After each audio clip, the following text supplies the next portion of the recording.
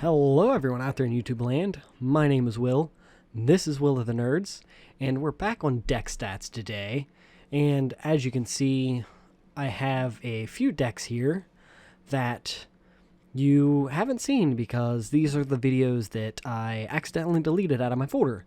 So I figured today I could make a quick video, maybe like a 10-15 minute video, just going over these 4 decks and reviewing the cards and seeing what they do. Basically what I'm been doing with the other ones, except you're not watching me type in everything and drag it over into the library. But we can start with we'll start at the top and go down. So let's look at the Islandwalk deck. Obviously, like, here you go. 25 creatures, 4 sorceries, 5 instants, 24 lands, 2 artifacts. Now, it'll be easier just to go to, well, let's look at the details first. It's all blue mana. Card type, creatures, lands, spells, and a lot of 3 drops.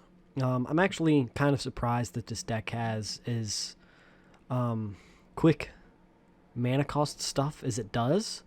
Because when the first iteration of this deck, it had a lot of high-end stuff like 5, 6, 7, and plus mana cost on stuff. And just switching it around and everything, taking stuff in, putting stuff out, just to find a couple of those smaller creatures to maybe eat some damage to let me draw cards and stuff like that. And you'll see the whole reason behind drawing cards and stuff like that here in a second when we go to visual spoilers. But like usual, here is the prices for everything from TCG Player, and right now the deck's $41 to make, which, when you think about it, isn't terrible. I mean, it's obviously not a top tier deck. None of my decks really are top tier. I don't have any, I believe, standard legal decks or anything like that. They're just decks to play with your buddies, you know. Nothing too big or fancy. And then we can go into the visual spoilers. So let's go straight to oh, yeah, Chasm Skulker right here. So you got a play set of Chasm Skulker. This is what the deck is based around. So the whole point is to draw cards and put +1/+1 counters on them. And then when he dies, you get that many 1/1 blue squid creature tokens with Islandwalk, where X is the number of +1/+1 counters on it. So this is why you have Pour Over the Pages, draw 3 cards, Deliberate, Scry 2, then draw, Divination, draw, Blue Sun Zenith, draw cards, Palace Familiar, when it dies, draw a card. I mean, this one, the Merfolk Spy, it's only in there for the Islandwalk. You could switch it out with something else that lets you, like a creature that lets you draw cards when it dies. Same thing with Colossal Whale and Inkwell Leviathan. They're in there for the Islandwalk. They're your big creatures at the end. Colossal Whale's in there as like a little bit of control.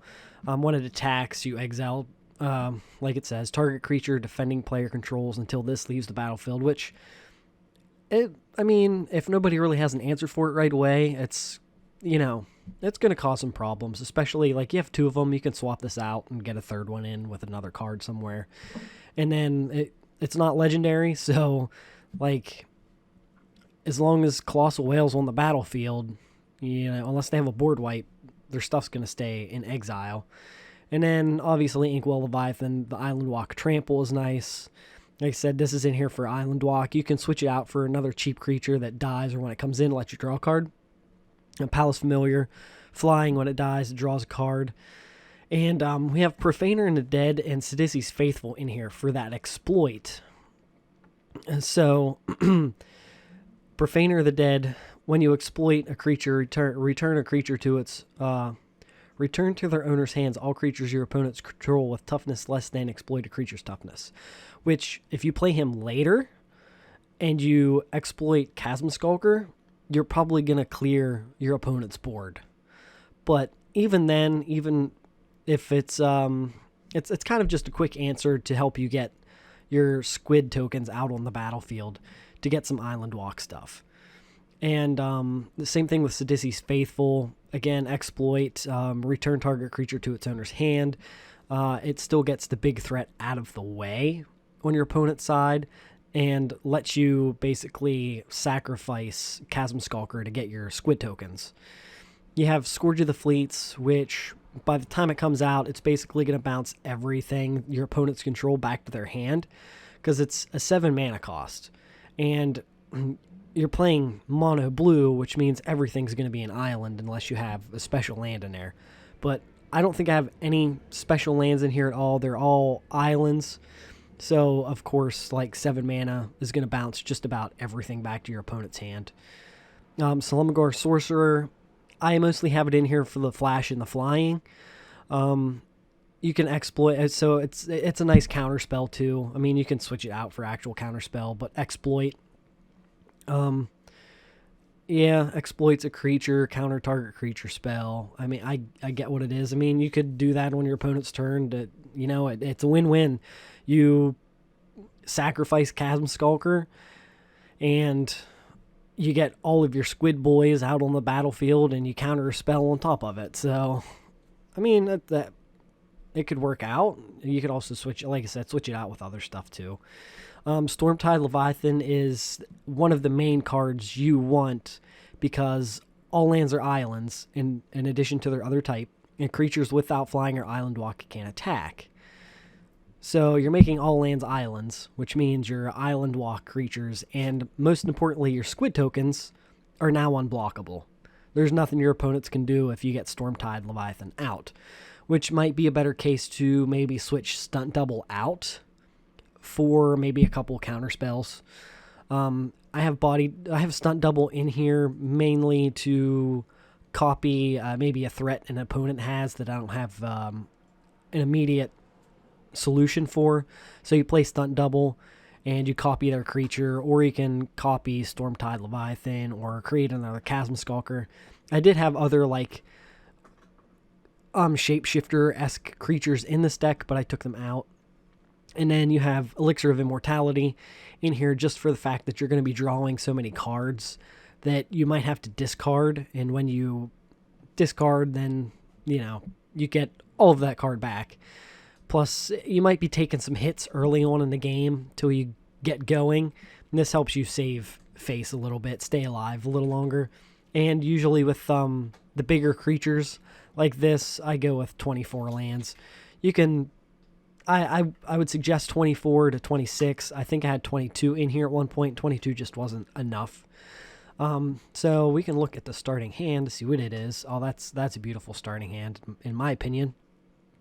I would just immediately start with Elixir. Because chances are nobody really has Artifact Destruction. Only one of my friends kind of plays Artifact Destruction. But he's going to go after more important enchantments more than anything. And then you got Palace Familiar, which can come out real quick. You could drop your other land. I don't think you really have anything to play. Draw another card. You can drop your Elixir. Again, have both of them out. Why not? That's what I would do. You don't have to. You could hold it. There you go. Now we have 1, 2, 4 mana out.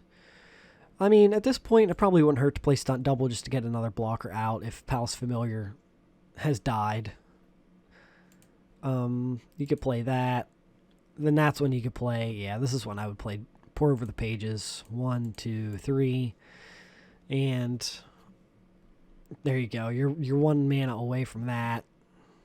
But you're tapped out right now. Next turn, play that, draw a card. And, well, let's see, how many mana do we have? 1, 2, 3, 4, 5, 6. I play... No, you can't play that. I play that and probably this just to get creatures out. Draw another. Do that. Then you can play Scourge of the Fleets. That basically board wipes. And like you can nitpick here. Like you can do a little damage. And then you can play Colossal Whale. Next turn, play that. Like, that's the thing, is there's a playset of Chasm Skulker in here, but it's usually... Very, very rarely do I ever end up with Chasm Skulker in my opening hand. I mean, you can always mulligan and shuffle till you get Chasm Skulker in your hand. Probably wouldn't be a bad idea, but then again, like, you could be hurting yourself for mana. And then there's the probabilities with everything.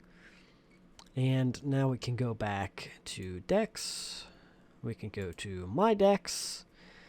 And we'll go down to Dragon Babies, which is probably kind of what you think it is. It was what? A red? Oh, yeah, black, red, green deck. I don't know exactly what that tricolored name is off the top of my head. But 30 creatures, 2 sorceries, 2 enchantments, 2 instants, 24 lands. It's a mix of lands. Let's go into the details. As you can see, like this is what I like about it, is it tells you your mana distribution and your mana sources. So like 26 is coming from red, but like some of these are dual lands. So you're probably close to 50% for your red mana. Probably red and green too. It's probably not as much green as you think it is. And this one's a little late game kind of deck. So it probably works better in multiplayer if you play a lot of multiplayer. TCG prices. What's the most expensive card here? Crux of Fate. Oh, nope. There's $574. Nope. $19.50. Utvara Hellkite. And then Wasatora Nekoro Queen. That's how I'm pronouncing it. If I'm wrong, go fuck yourself. $75. That's probably a little more an expensive end for somebody just wanting to jump in and play. But I mean, you might have some money. You might want to dive on in like I do. I just went and bought a whole fuck ton of cards. Went and bought booster boxes and shit to build my collection, and ended up with a lot of cards, which is why I have so many decks. Okay, visual spoilers. We'll go over the mana base first. Like Crucible of the Spirit Dragon. You could put a charge counter on it, which is nice to do if you have nothing else to do. Like if you have nothing to play, it's nice to just do that, to put a charge counter on it, because then you can use it for whatever mana, especially maybe when you get to around turn 3 or 4 and you don't have, like, you're missing 1 mana, then you can just pull one off a Crucible of the Spirit Dragon. I only have 1 forest. You can switch this out. You can throw another Crucible of the Spirit Dragon in there. You could throw another mountain in there. You can if I had them, I would probably just put another Savage Lands in there. But I think I only have 2 Savage Lands, which is why there's just 1 forest. A Foul Orchard, a playset of them. Black and green, as you can see. Haven of the Spirit Dragon. It's colorless unless you use it to cast a dragon spell. Then it could be any mana color. I think, 3 mountains, 4 rugged highlands, which it enters with a life. You gain 1 life. I think the only reason I have rugged highlands on there is because it seems like a dragon-esque kind of land. Savage Lands 2. Again, you can get rid of your 1 forest and throw in another Savage Land. And 4 swamps. So we'll look at the Crucible of Fire as somebody starts their car up in the background. Easy. Dragon creatures you control get +3/+3. You're just buffing your dragons at this point. Sarkhan's Triumph. Search your library for a dragon card, reveal it, put it in your hand, shuffle your library. Turn 3, which is nice. It helps you maybe find that dragon that you're missing that's not in your hand. And if maybe you're having a tough time with mana, or maybe you're having a tough time drawing the card you need, it gives you a shuffle too. Crux of Fate, which actually, this really helped me when I played this deck. I think I ended up winning with this deck.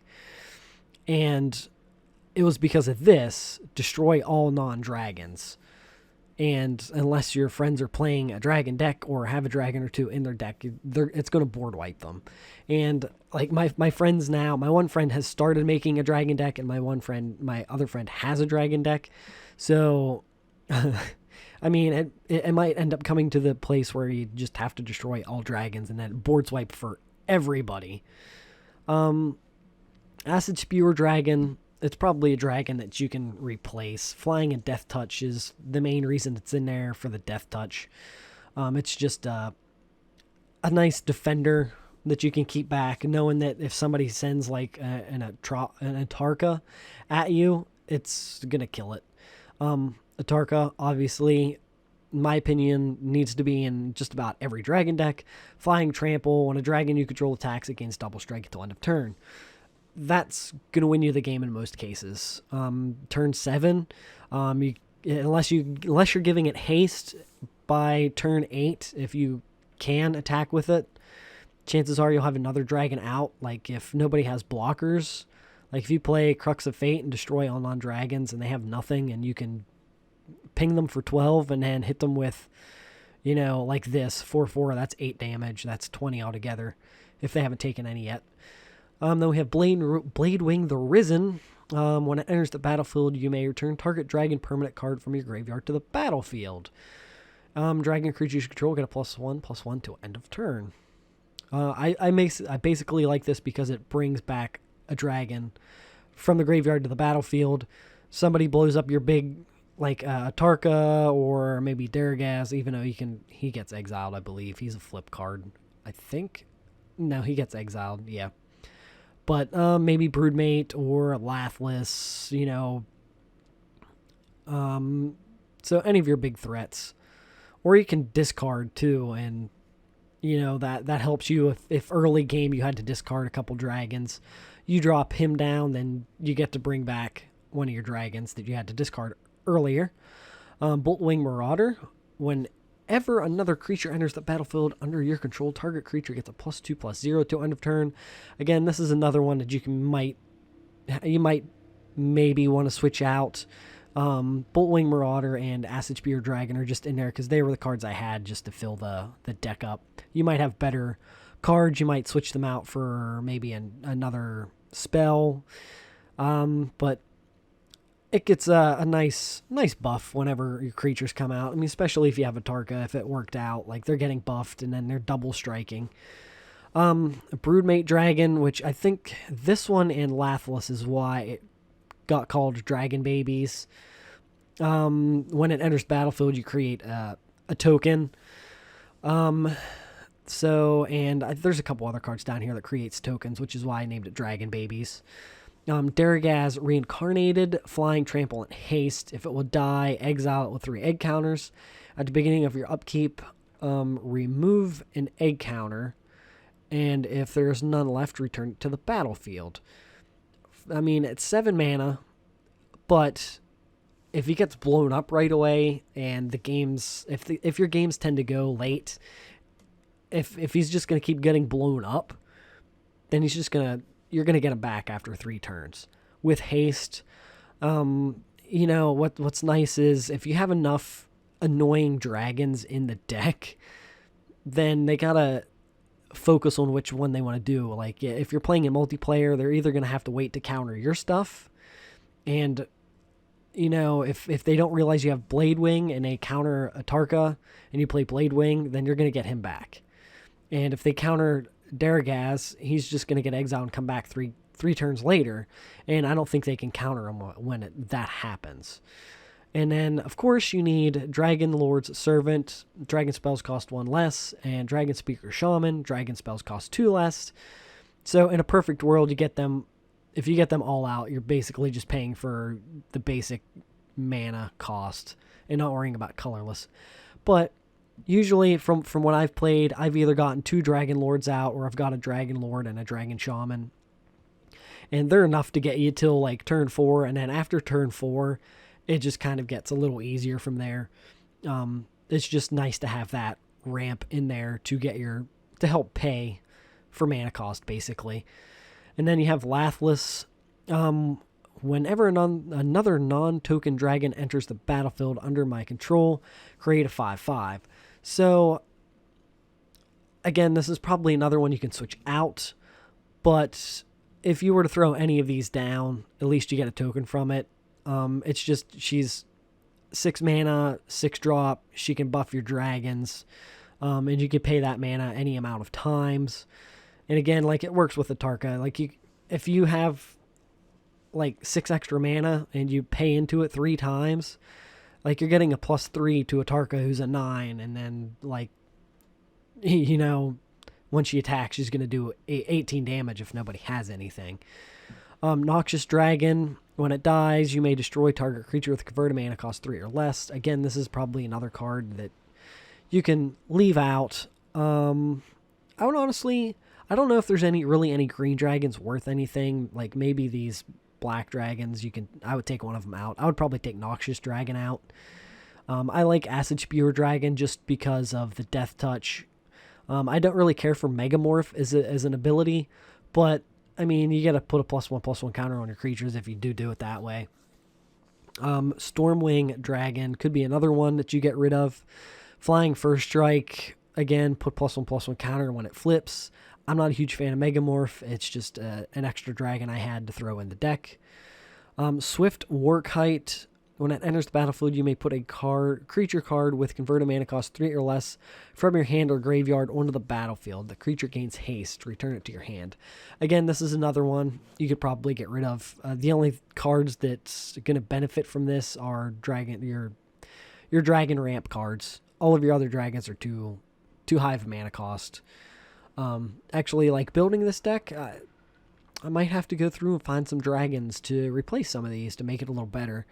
Maybe there's some cheaper mana cost dragons that have maybe similar abilities, or, you know, like if this was 3 or more, I can understand throwing like another mana in there, and it would benefit a lot more. But Swift Warkite maybe works in just a red-black deck where you got a bunch of small creatures to get out quick. Ultivara Hellkite. Again, dragon babies. Whenever a dragon you control attacks, you create a 6/6 dragon token. So, like, you got 2 fairly decent token creations here. This one more than Broodmate. Lathless, kind of, if she's out and you play these things after Lathless is out. And then we have Wasatora Nikoru Queen. I'm probably butchering that.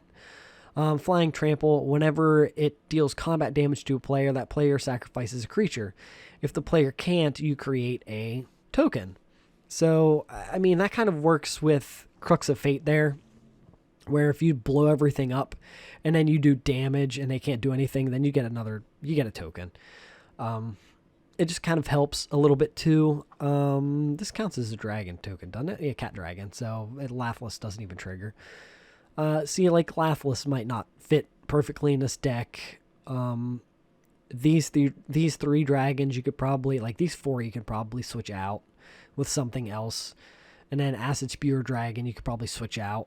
The rest of them are probably fine. I mean, now that I look at it, going over it, I would probably get rid of a couple of these. And we can go to the starting hand here. I mean, let's mulligan that. We're going to mulligan that, and I guess we're going to start with that.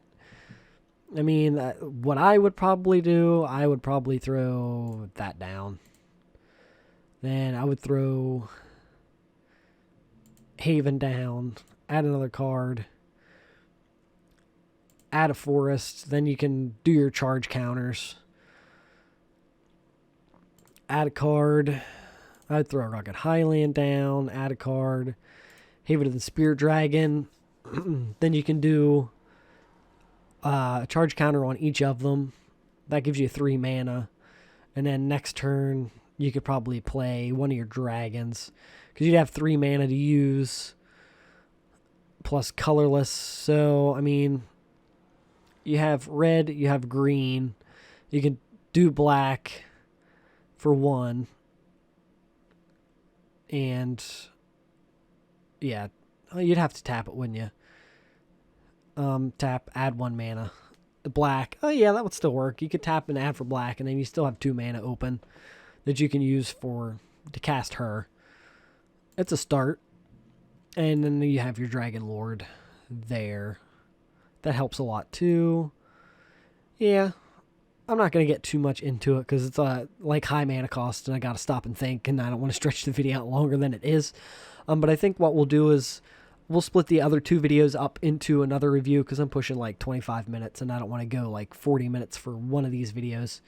But we'll review the other 2 decks next time, and there's the probabilities of it. We can do share. Once I get these videos uploaded, then I'll probably share the link to everything. But keep your eye out for box opening videos coming up soon. I'm probably going to do about 2 a month. I got a big collection of Force of Will stuff. I'm getting, since I got my tax return, I'm going to be getting some other Force of Will stuff, getting some Magic the Gathering stuff, and I'm going to do box openings. I'm going to go through the cards from the collection I got. And I think eventually I might go through my Yu-Gi-Oh cards that I have here, even though like I don't play Yu-Gi-Oh, but I think it would be neat just to break them out and like go through them, maybe see if I can find which cards are good, which cards actually are worth anything. And then I have Warhammer Champions cards that I want to go through. Plus I'm going to buy some other collectible card game stuff that's no longer, it's dead TCG stuff. I'm going to get some of them and open them up and go through them. But with that, I'll let you guys go. And if you guys could please like, subscribe, share, hit that bell icon.